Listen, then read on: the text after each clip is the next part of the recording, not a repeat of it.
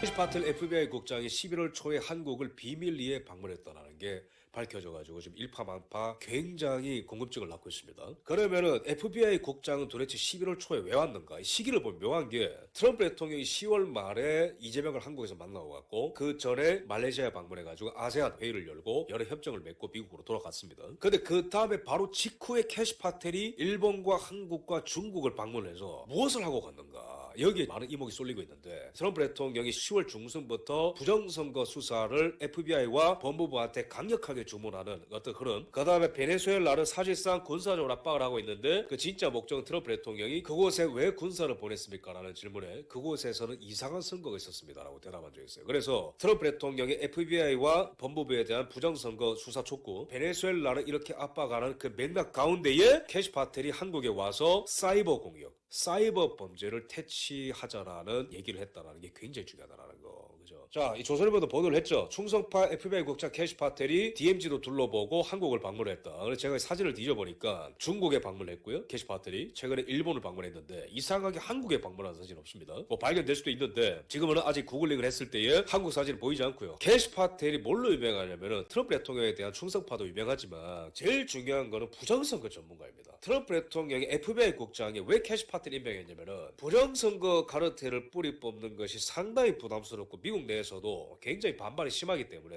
이거는 캐시 파텔 정도의 저돌성이 있어야 된다라고 믿고 임명을 했기 때문에 이거는 굉장히 중요한 인사라고 보는 거죠. 그럼 캐시 파텔이 한국에 와서 무엇을 주문하고 갔는가? 사이버 공격을 격퇴를 하자. 지역 내 스캠 센터를 확산되는 것을 방지를 하자. 이런 얘기를 했습니다. 그럼 FBI 그 원본 사이트에 들어가 보면은 똑같이 include defeating cyber actors, 그러니까 사이버 범죄들을 격퇴를 하고 범죄 조직들이 확산되는 것을 막자. 이런 얘기를 하고 중국 가서도 마약 확산되는 것을 막자. 펜타닐을 확산되는 것을 막자. 전화 사기, 온라인 스캠, 국제적인 범죄 조직을 막자. 이렇게 얘기를 했습니다. 일본 가서 똑같은 얘기를 했고요. 그럼 캐시 파텔이 한일중을 방문을 해서 어떤 걸 주문하고 갔는가? 마약이 확산되는 것을 막아라. 왜냐면은 이게 중국에서 나오는 펜타닐이 한국과 일본을 거쳐서 미국에 많이 가기 때문에 이거를 막으려면은 한일중도 협력을 해야 된다는 거죠. 자, 그 다음에 초고가 범죄 조직. 이게 뭡니까? 지금 미국의 법무부가 캄보디아에 근거지를 두고 있는 후이온 그룹, 프린스 그룹을 기소를 했죠. 그죠? 그래서 이런 그룹들이 한국과 일본에도 지점을 두고 미국을 괴롭히고 있거든요. 그래서 미국인들에 대한 로맨스 스캠 이런 것들이 중국에서만 시작되고 캄보디아에서만 나오는 게 아니고 일본, 한국에도 지점이 있기 때문에 이런 것들을 때려잡으려면 함께 나서야 된다. 뭐 전화사기도 마찬가지고요. 제일 중요한 게 사이버 범죄를 왜 강조했을까?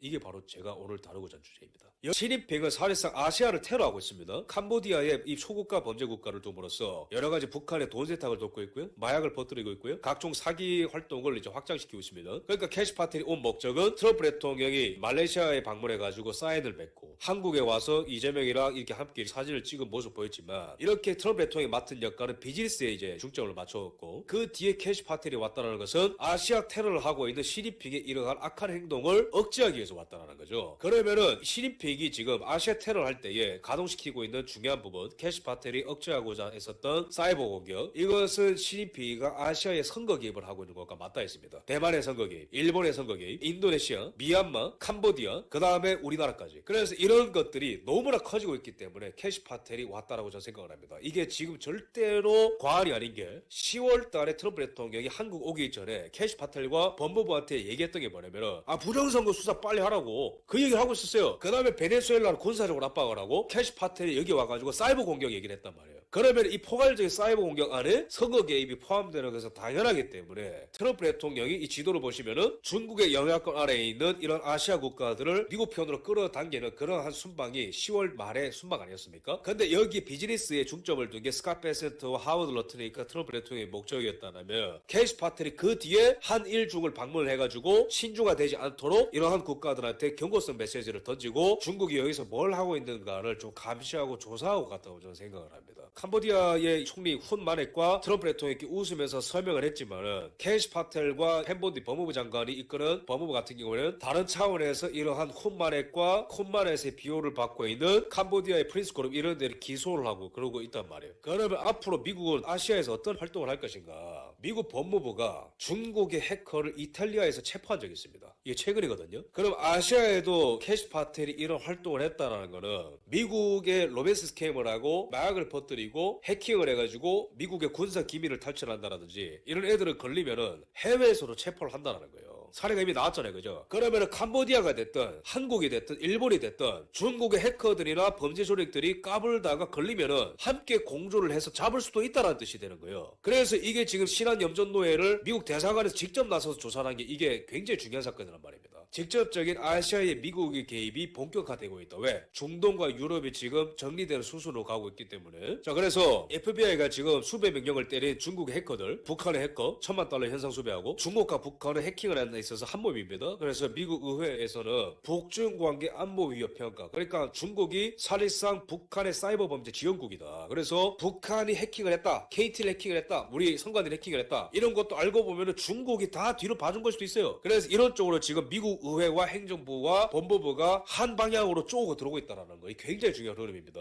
자, 그래서 글로벌 사이버 범죄 피해 규모를 보면 계속해서 커지죠. 3조 달러에서 10조 달러를 커지고 이거는 북한과 중국의 소행이고 대부분 미국의 연도별 데이터 유출 사고도 계속해서 커지기 때문에 더 이상 미국이 북한과 중국을 냅둘 수 없다. FBI가 적극적으로 개입을 하겠다. 한국에 만약에 이재명이가 여기에 거스르잖아요. 그럼 이재명한테 더 직접적인 엄청난 경고가 들어올 거예요. 자, 북한의 해킹 기술이 얼마나 발전됐냐면은 스마트폰 자체를 원격에서 해킹한다고 합니다. 북한이. 이게 새로 나온 뉴스거든요. 해킹당해서 헤드폰이 불르게 되고 A라는 사람이 벌써 털려서 A라는 사람의 카카오톡을 이용해서 지인들한테 스캠 링크를 다 뿌린대요. 난리가 나는 거죠, 그러면. 중국의 해커들은 트럼프 대통령과 벤스 부통령까지도 핸드폰 해킹할 정도로 기술이 좋거든. 난리가 났어요, 미국에서도. 그러니까 이제는 냅둘 수가 없는 거예요. 지금 미국의 민간 사이버 보안 그룹들 같은 경우에는 프로젝트 보고서 나왔죠, 그죠? 거기에는 북한이 얼마나 많은 대한민국의 사정기관, 외교기관, 통신사들 해킹하고 있는지 다 밝혀냈죠, 그죠? 그러면은 미국 FBI는 분명히 북한과 중국의 해커들이 우리나라의 아주 특수한 기관까지도 어떻게 해킹했는지는 저는 이미 알고 있을 수 있다고 생각을 합니다. 그래서 지난 크리스토퍼 레이 FBI 국장에 따르면 중국의 해커는 미국의 50배 규모가 된다. 이런 애들이 앉아가지고 계속해서 해킹하고 있는 거예요. 우리나라 선관위도 뭐 털렸을 수도 있죠, 그죠? 비밀번호 1, 2, 3, 4, 5 내부에 조력자가 있을 가능성이 굉장히 큽니다. 그러니까 시진핑은 이 사람이 주석직을 갖자마자 인터넷 강국 추진을 전략을 강조했고 이런 사이버 전사들을 어마무시하게 키운 거예요. 근데 얘네들이 너무 많이 털어가가지고 트럼프 대통령이 1기 때도 제어를 했지만은 2기 때는 도저히 못 참겠다 이거. 캐시 파텔이 방문할 정도로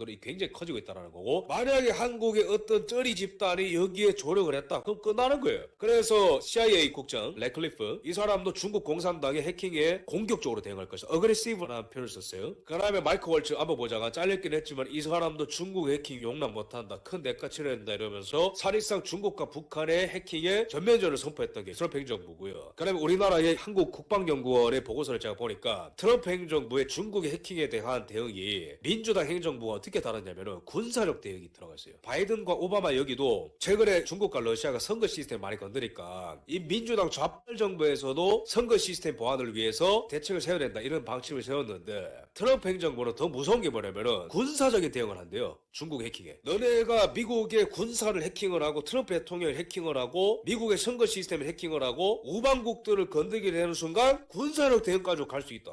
이런 상황입니다. 지금 미국이 받는 해킹과 우리나라가 받는 해킹 얼마나 비슷하냐면은 군사 조직, 외교 조직, 재무부 다 털리거든요. 미국이. 우리나라 똑같이 털려요. 대표적인 샵상둥이 케이스가 뭐냐면은 작년 말에 미국의 통신기업들이 해킹이 됐어요. 중국한테. 근데 그 다음에 올 초부터 우리나라 통신사 중국한테 다 해킹당했죠. 이게 우연입니까? 그러니까 미국이 봤을 때 이게 유사성이 있다라는 거야. 워싱턴 포스트의 보도에 따르면은 이게 10월달 기사인데 트럼프 대통령이 야 2020년 부정선거 수사 똑바로 하라고 좌파들이 지금 비아냥거리는 게 뭐냐면 야 부정선거 어디 있어 지금 자꾸 부정선거. 미국 공화당 내에 그 라이노들 무늬만 공화당 같은 경우에도 야 앞으로의 선거를 좀 관리하지 왜 자꾸 지나간 선거 가고 그럽니까 트럼프 대통령님 그만하십시다 지지율 떨어지니까. 근데 트럼프 대통령이 대단한 게 뭐냐면 최근까지도 난 됐고 미래는 미래고 과거의 부정선거를 잡지 않으면 앞으로는 없어. FBI 국장이랑 펜본디 법무부 장관 세워놓고 이 똑바로 부정선거 하라고 계속 얘기하고 있는 거예요. 트럼프 대통령이 한국 오기 전에. 트럼프 대통령은 공적인 코멘트나 뭐 소셜미디어를 통해서 계속해서 이러한 2020년 5년 묵은 이런 이런 부정선거에 대해서 욕을 하고 있다. 그래서 최근에는 트럼프 행정부 사람들이 이 조사를 하고 있는데 콜로라도와 미주리에서 2020년 때 썼었던 선거 장비를 수색을 하라는 요구를 했고 다른 사람들은 우편 투표지에 대해서 2020년 조지아주에서 있었던 대선 우편 투표지들에 대해서 감사를 하라고 명령 내렸다. 그래서 2020년 부정선거에 대한 조사는 현재 진행형으로 트럼프 대통령이 계속 끌고 가고 있고 또 하나 중요한 흐름이 뭐냐면은 2020년 부정선거 소송 때 활약을 했었던 컬트 올센이라고 하는 이 변호인도 최근에 백악관에서 행정부에서 채용을 했어요. 2020년 부정선거를 제대로 수사하기 위해서. 그래서 이게 최근에 10월 달의 흐름이었고 그 박스뉴스의 보도에 따르면 2020년 대선 때 중국에서 몇만 개의 가짜 운전면허증이 도착을 했는데 이게 이제 미국 부정선거에 쓰였다라는 FBI 당시에 분석이 있었죠. 근데 그거를 당시에 FBI 국장 크리스토퍼 레이가 덮어서 트럼프 대통령이 당선되고 난 다음에 노발대발 했던 거 아니에요. 미친 거 아니냐고 이거. 왜 덮었냐? 근데 이때 위조 신분증이 한국에서도 출발해서 미국에 왔다. 이게 박스뉴스의 보도에 다 실리고 FBI에서 당시에 이걸 다 파악을 했다니까? 그러면은 캐시 파텔이 한국에 와가지고 원론적인 얘기만 했겠죠. 경찰국장 만나가지고 우리나라에. 그리고 부정선거 카르텔을 뿌리 뽑아서 미국의 민주주의를 회복시켜야 된다는 거. 그러기 위해서는 베네수엘라 잡아야 된다는 거. 그리고 여기에 가담한 애들이 어떤 조직이라도 전부 다 잡아야 된다는 거.